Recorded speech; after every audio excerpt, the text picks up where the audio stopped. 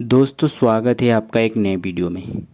दोस्तों आप सौम्या पोखरेल को तो जानते होंगे, जिसे दोस्तों टैटू वाली लड़की के नाम से भी जाना जाता है। दोस्तों खेसारी लाल यादव का अपने हाथ पर टैटू बनवाने के बाद सौम्या पोखरेल की तो ज़िंदगी बदल गई। दोस्तों रातों रात वायरल हो गई सौम्या पोखरेल और दोस्तों लाखों करोड़ों फैन दोस्तों सौम्या पोखरेल के दिन ब दिन बढ़ते गए। आपको बता दें दोस्तों, एक बहुत बड़ी खबर ये भी निकल के आ रही है, सौम्या पोखरेल के साथ एक बहुत बड़ा हादसा हो गया है।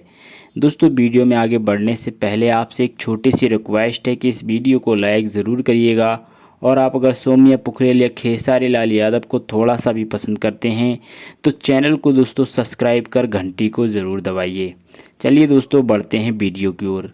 दोस्तों जब से खेसारी लाल यादव और सौम्या पोखरेल की फिल्म के बारे में दोस्तों सोशल मीडिया पर खबरें चली हैं, तब से दोस्तों सौम्या पोखरेल को बहुत बड़ा खतरा हो गया है।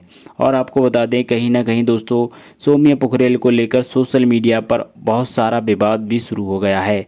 हर कोई दोस्तों सौम्या पोखरेल की बात कर रहा है। बात करें दोस्तों भोजपुरी की हीरोइन के बनने के बारे में, दोस्तों क्या सौम्या पोखरेल सच में भोजपुरी की हीरोइन बन पाएंगी, या खेसारी लाल यादव ने बस ऐसे ही स्टेट शो में सौम्या पोखरेल को हीरोइन बनाने के लिए बोल दिया था।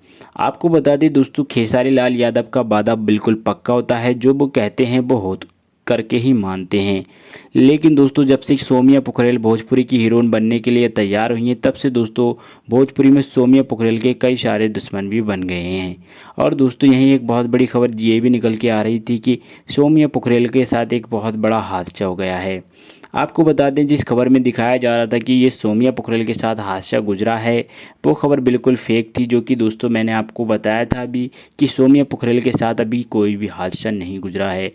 और दोस्तों जल्दी सौम्या पोखरेल और खेसारी लाल यादव की एक फिल्म आएगी, जिसमें दोस्तों खेसारी लाल यादव और सौम्या पोखरेल एक साथ दिखाई देंगे। दोस्तों नेपाल लड़की जो है अब भोजपुरी की हीरोइन बनने के लिए तैयार है। आपकी दोस्तों क्या है राय दोस्तों, सौम्या पोखरेल को भोजपुरी की हीरोइन बनना चाहिए या नहीं, कमेंट बॉक्स में ज़रूर बताइएगा। चैनल को सब्सक्राइब कर घंटी को ज़रूर दबाइए।